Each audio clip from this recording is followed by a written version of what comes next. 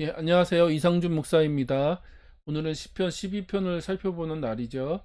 근데 영상을 두 개 준비했어요. 하나는 12편 전체를 살펴보는 영상, 또 하나는 12편 1절만 살펴보는 영상. 이 영상은 이제 1절만 살펴보는 영상인데 1절에 중요한 개념들이 들어 있어서 이거를 좀 설명을 드리려고 하니까 연결해서 하려고 하니까 너무 길어지는 것 같고요. 그래서 영상을 두 개 따로 준비해서 그냥 12편 전체를 살펴보는 영상 하나, 그 다음에 1절만 좀 깊이 살펴보는 영상 하나 이렇게 준비했습니다. 그래서 먼저 이제 1절을 살펴보고요. 그 다음에 이 영상이 끝나면 이제 12편 전체를 살펴볼 건데, 여러분이 이제 혹시 그냥 12편 전체만 살펴보고 싶으신 분은 이 영상 말고 다음 영상을 보시면 될 것 같고요. 이 영상은 1절을 좀 깊이 살펴보고 그것이 이제 구약 전체 혹은 신약 전체와 어떻게 연결되는지를 확인하는 시간 가지려고 합니다. 자, 그래서 먼저 우리가 12편 1절을 같이 읽어볼까요? 주님 도와주십시오. 신실한 사람도 끊어지고 진실한 사람도 사람 사는 세상에서 사라지고 있습니다. 자, 이게 1절이죠. 여기서 이제 중요한 단어가 두 개 나옵니다. 하나가 신실한 사람, 또 하나가 진실한 사람. 이 두 단어가 굉장히 중요한데 왜 이 단어가 중요하냐? 구약에서 하나님의 사람을 설명할 때 하나님을 믿는 사람, 하나님을 따르는 사람, 하나님을 섬기는 사람은 어떤 사람이냐를 설명할 때 하나는 신실한 사람, 하나는 진실한 사람 이 두 단어로 설명하기 때문에 그래요. 그래서 우리가 이 두 단어가 어떤 의미가 있는지를 먼저 잘 이해하는 게 중요할 것 같습니다. 그래서 신실하다는 말은 이제 히브리 말로 하시드라는 말입니다. 근데 그 의미는 어떤 의미가 있냐면 신실하게 하나님께 몰두하여 헌신된 사람이라는 의미가 있어요.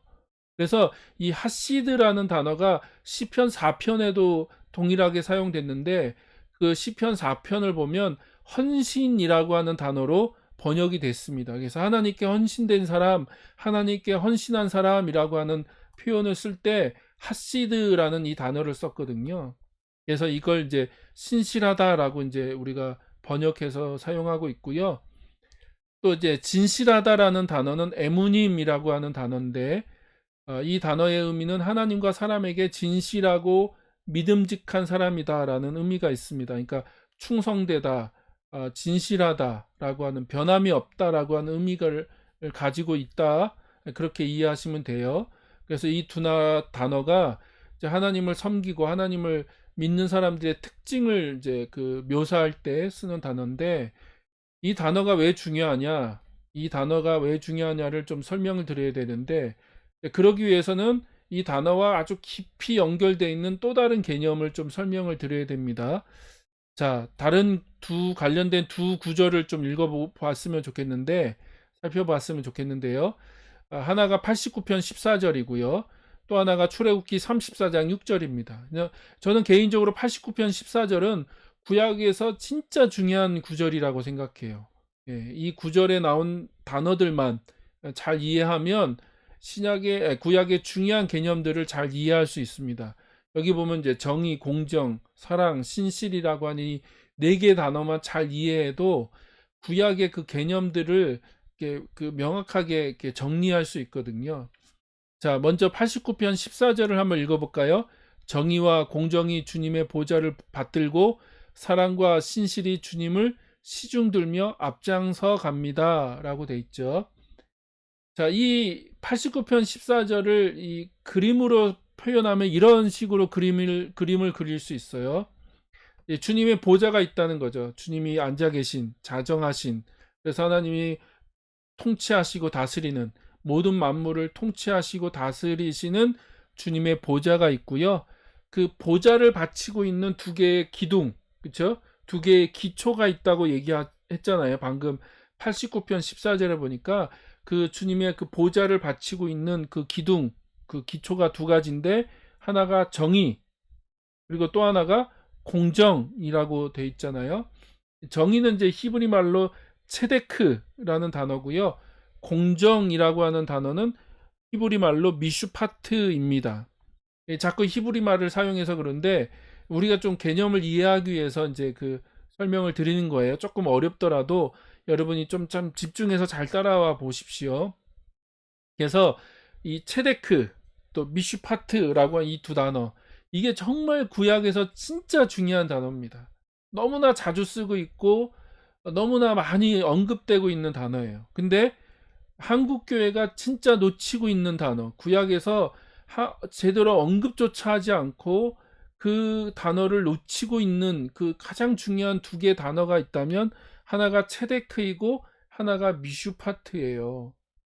근데 이 단어가 왜 중요해요? 하나님 보좌를 바치고 있는, 하나님이 앉아 계신 그 보좌를 바치고 있는 두 단어, 두 개념이 하나가 체데크, 정의, 하나가 미슈파트, 공정이라고 하는 거죠. 그러면 이제 89편 14절에는 나와 있지 않지만 우리가 성경을 통해서 이렇게 유추할 수 있어요. 그러면 이 정의와 공정, 그러니까 체데크와 미슈파트의 뿌리는 뭐냐? 그 뿌리가 바로 카도시, 그러니까 거룩이라고 하는 거죠. 홀리. 하나님은 거룩한 분이시잖아요. 그렇죠? 그래서 이 공의와 또 공정, 정의와 공정의 뿌리는 거룩에 있다는 거죠. 카도시. 근데 이제 89편 14절을 보면 또 뭐라고 설명되어 있습니까? 그게 이제 하나님 보좌를 이렇게 구성하고 있는 건데, 사랑, 그렇죠? 이 사랑은 헤세드입니다. 헤세드. 그 다음에 또 하나는 신실, 에메트인데요. 이 두 단어도 너무너무 중요합니다. 헤세드와 에메트. 예, 사랑과 신실, 헤세드와 에메트. 이 두 단어를 여러분 잘 이해해도 구약과 신약이 이해가 돼요. 근데 이 두 단어가 뭐라고 묘사되어 있습니까? 하나님 앞서가면서 하나님을 시중 들고 있다라고 표현하고 있죠. 그러니까 하나님이 그렇게 이제 그 세상을 통치하시고 다스리시는데, 하나님은 거룩한 분이셔서 공의와 공정으로 통치하시고 판단하시고 재판하시고 또 그렇게 행하시죠. 그런데 그보다 앞서 가시면서 하나님보다 앞서서 그렇게 행하는 게 두 가지가 있는데, 그게 하나가 헤세드고 하나가 에메트라는 거예요. 이건 하나님의 그 일하심, 하나님의 그 역사하심을 설명하는, 그 묘사하는 설명입니다. 하나님의 성품으로부터 시작해서 하나님이 어떻게 일하시고 하나님과 인간과 어떻게 관계를 맺으시고 하나님이 인간 안에서 어떤 일들을 이루시는가라고 하는 것들을 설명할 때 이 단어들, 이 네 개의 단어들이 너무너무 중요합니다. 예, 이거 하나만으로도 이게 굉장히 오랜 시간을 설명을 해야 되는데요. 간단하게 설명드리면 이렇게 됩니다. 거룩, 카도시죠, 카도시. 거룩은 뭐냐면 원래 의미는 잘라내다, 분리하다, 구별하다라는 의미를 갖고 있어요. 그러니까 잘라내는 거, 분리하는 거, 구별하는 거. 예. 근데 이제 이 말의 의미는 뭐냐면 하나님은 창조주로서 그 본질상 피조물과 완전히 구별되고 분리되는 분이시라는 거예요. 그게 거룩이라는 거예요. 그렇죠? 그래서 그분은 창조주시고 우리는 피조물이고, 그분은 하늘에 계시고 우리는 땅에 있고, 그분은 전능하시고 우리는 연약한 존재들, 예, 그런 존재들이죠. 그래서 하나님과 이 피조물은요 구분된다는 거예요. 명확하게 구분되는, 그리고 분리된다는 거예요. 함께 할 수 없다는, 그분은 너무나 전능하신 분이시고 이 인간과 함께 할 수 없는 그런 분이시라는 거예요. 그게 거룩이라는 겁니다. 그게 거룩. 그러니까 거룩은요 하나님의 본성, 가장 그 인간과 공유할 수 없는 그 하나님이 누구신가, 하나님 어떤 분이신가를 설명할 때 하나님은 거룩한 분이세요. 거룩. 이해되세요? 근데 그 거룩한 하나님이 실제 인간의 삶 가운데 이게 드러나실 때, 드러나실 때 어떻게 드러나요? 하나는 체데크로, 하나는 미슈파트로 이게 드러난다는 거죠. 하나님이 공의와 정의, 체데크와 미슈파트로 하나님이 일하시고 하나님이 역사하시고 인간과 관계하세요. 그렇게 일하세요. 하나님 그래서 거룩한 분이시기 때문에 하나님이 하는 모든 일은요 정의롭고 공의롭고 하나님이 공정하신 분이세요. 근데 이제 구약에는요 이 두 단어를 혼동하여 사용해요. 혼동. 그러니까 서로 혼용해서 사용한다고요. 이게 정확하게 구분하기가 어려워요. 뭐가 체데크고 뭐가 미슈파트고. 그래서 어느 때는 이 두 단어를 서로 혼용해서 사용하기도 하고 아니면 두 단어가 같이 등장하기도 하고. 그러니까 89편 14절은 이제 두 단어가 같이 등장을 하는데 그러면 이걸 어떻게 구분할 수 있냐? 그러니까 뭐가 체데크고 뭐가 미슈파트냐? 뭐가 정이고 뭐가 공이냐라고 이제 어떻게 구분하느냐라고 이제 그거를 설명을 드려야 되는데 가장 쉬운 설명은요. 미슈파트는 행동이 행동.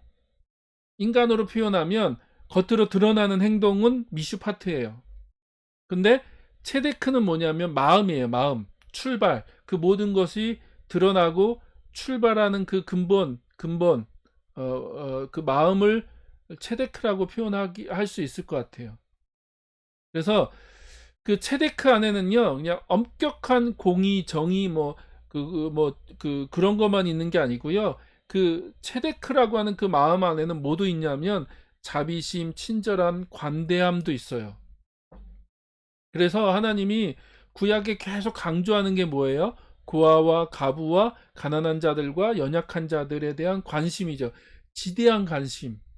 그래서 우리 시편을 통해서도 계속 확인되는 게 뭡니까? 하나님 고아들, 과부들, 또 연약한 자들, 가난한 자들, 또 억압받고 착취받는 자들의 호소와 간구와 부르짖음에 귀를 기울이시고 그들을 구원하시고 그들을 도우시는 분이시죠. 왜냐하면 하나님 안에 이 체데크라고 하는 하나님 마음 안에 그런 국률, 자비, 사랑이 같이 있기 때문에 그래요. 그래서 그게 체데크예요. 그게 체데크. 근데 그 체데크가 이제 행위로 나타날 때는 미슈파트라고 하는 이 아주 공의와 공정, 하나님은 공의롭게 판단하시고 공정하게 심판하시죠. 그래서 시편에서 계속 하나님을 재판장으로 선언하고 재판장으로 설명하고 있는 게 그런 거예요. 하나님의 심판은 공의로워요. 하나님의 심판은 정의롭습니다.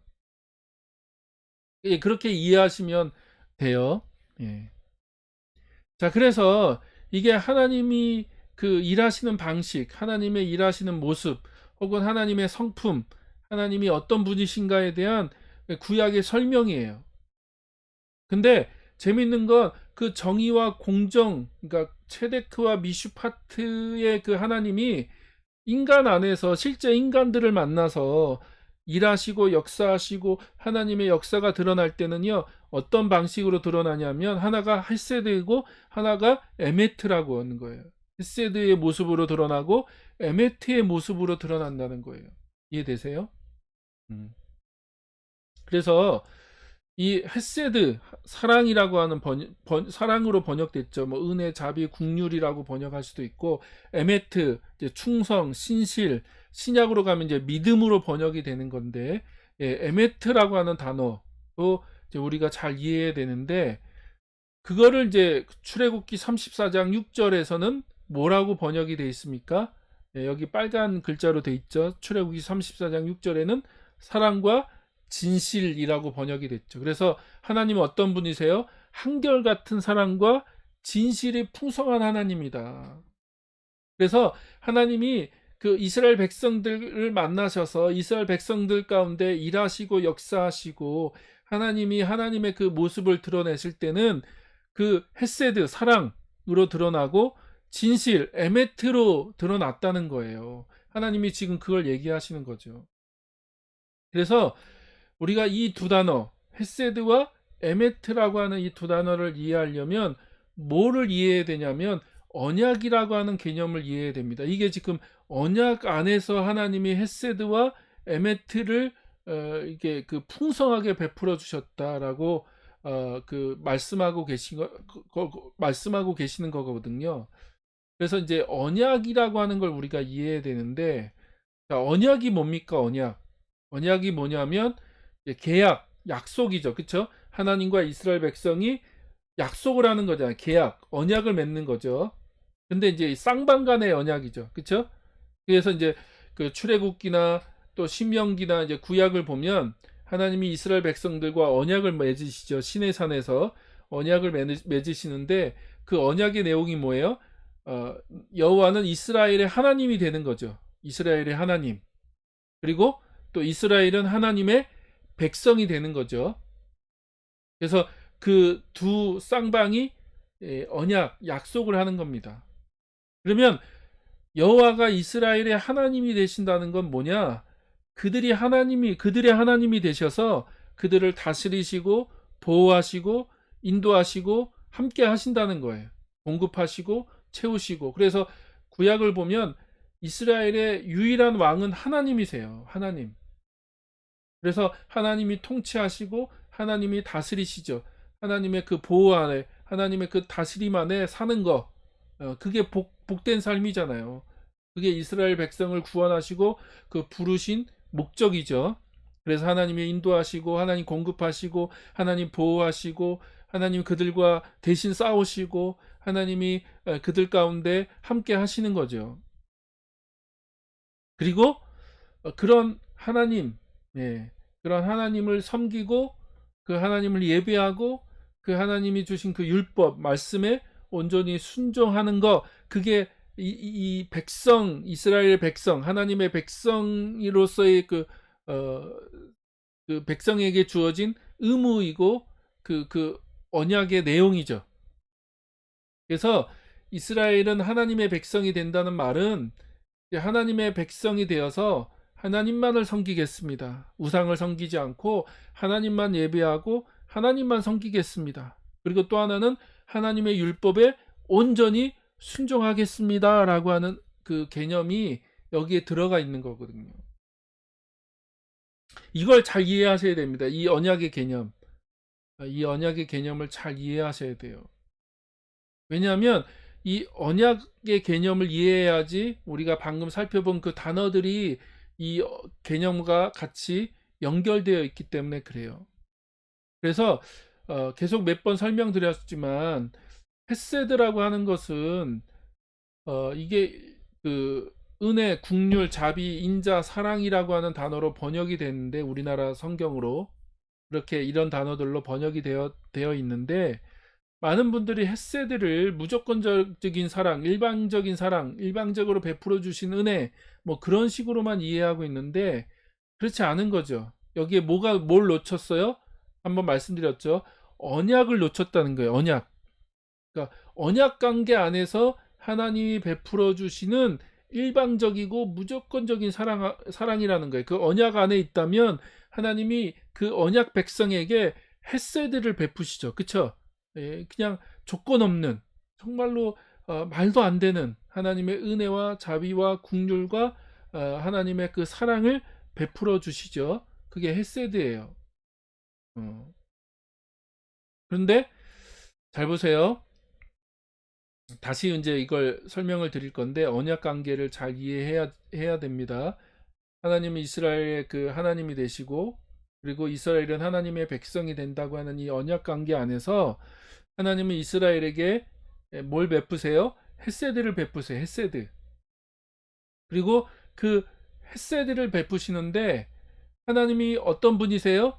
에메트, 신실한 분이시라고요. 신실하세요. 하나님은 언약 관계 안에서 하나님은 신실하세요. 변함이 없으세요. 그래서 하나님은 충성스러운 분이시고요. 하나님은 변함이 없으세요. 네. 그러니까 그 언약을 하나님이 영원히 지키신다고요. 영원히 지키셔. 네. 그걸 강조하는 게 에메트예요. 에메트. 신실하신 하나님, 충성스러운 하나님이죠.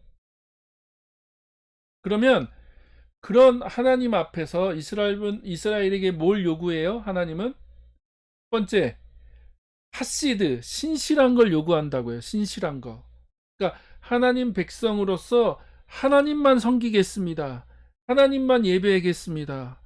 하나님만 사랑하겠습니다. 하나님께 헌신된 삶을 살아가겠습니다라고 그 모습을 설명할 때 그걸 하시드라고 표현한다고요. 그게 신실하다라고 번역이 된 거예요. 이게 신약으로 넘어오면 어떤 개념으로 연결되냐면 예수님이 그러시잖아요. 하나님을 사랑하라. 마음과 뜻과 정성과 힘을 다해서 너의 모든 것들을 다해서 하나님만 사랑해. 그게 하시드예요. 하나님만 사랑하는 거예요. 그렇죠?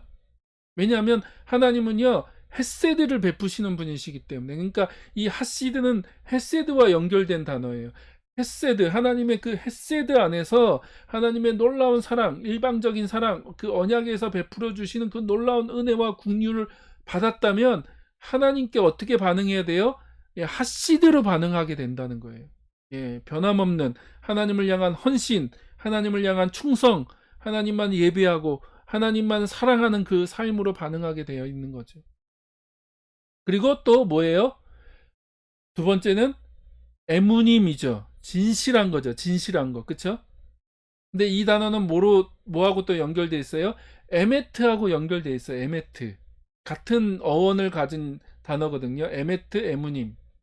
그래서 하나님은 에메트하신 분이시죠. 그쵸? 신실하신 분이세요. 변함이 없는 분이라고요. 그 언약을 하나님은요, 절대 깨지 않으세요. 그리고 그 언약을 지켜가시는 분이세요. 그러면 그 신실하신 하나님 앞에서 이스라엘 백성은 어떻게 해야 돼요? 애무님 해야 된다고. 애무님. 그러니까 진실해야죠. 진실. 그렇죠? 예. 그러니까 변함이 없어야죠. 동일하게. 그다음에 신실해야죠. 진실해야 된다고요. 그거를 충성스럽다라고 표현하는 게 충성. 예. 그리고 그게 신약으로 넘어가면 어떤 의미가 되냐면 믿음이라고 하는 개념으로 연결됩니다. 믿음. 그래서 믿음은요, 지식적인 동의를 얘기하는 게 아니에요. 지식적인 동의를 얘기하는 게 아니라 하나님께서 에메트 하신 분이기 때문에, 하나님이 신실한 분이기 때문에 그 하나님께 대한 그 에무님, 예, 진실함으로 반응하는 거죠. 변함없는 거. 예. 그래서 그게 언약이라고 하는 그 관계 안에서 성립되는 이야기죠. 이해되세요? 그래서 신약으로 넘어가면 이게 사랑과 믿음이라는 개념으로 확대된다. 그래서 하나님은 어떤 사람을 찾으세요? 신실하고 진실한 사람을 찾으세요. 그게 하나님 사람들의 특징이에요. 그리고 그걸 구약에서는 뭐라고 표현하냐면 그게 하나님을 아는 사람이다. 하나님을 안다라고 표현하는 거예요. 하나님을 안다. 하나님을 안다는 건 뭐냐면 하나님이 헤세드 하시고 하나님이 에메트 하신 분이시라는 걸 알기 때문에 그 하나님에 대해서 하시드와 에무님으로 반응하는 거예요. 그게 하나님을 아는 사람이에요. 이게 지식적으로 아는 걸 얘기하는 게 아니라고요. 그래서 그 구약에서 하나님이 찾는 사람, 하나님이 정말로 하나님의 사람이라고 얘기할 수 있는 사람은 신실한 사람, 진실한 사람이라고 말할 수 있습니다. 그래서 그 시편 12편 1절에서 그렇게 얘기하는 게 지금 진실한 사람들, 신실한 사람들이 사라지고 있습니다라고 하는 얘기는요. 하나님을 경외하고 하나님을 알고 하나님을 섬기고 하나님을 따르는 사람들이 그 땅에서 점점 사라져 가고 있다는 얘기를 하고 있는 거죠. 예. 조금 어려운 얘기지만 이게 중요한 의미인 것 같아서 다시 한번 설명을 드렸습니다. 여러분들이 이걸 통해서 좀 잘 이해를 하시면 이 구약이 이해되고 또 그것이 신약으로 확대돼서 구약이 이야기하는 게 이거구나, 신약이 이야기하는 게 이런 거구나라고 하는 거를 알 수 있는 그런 시간이 될 것 같습니다. 예, 계속 이어서는 12편 전체를 좀 같이 살펴보도록 하겠습니다. 예, 감사합니다.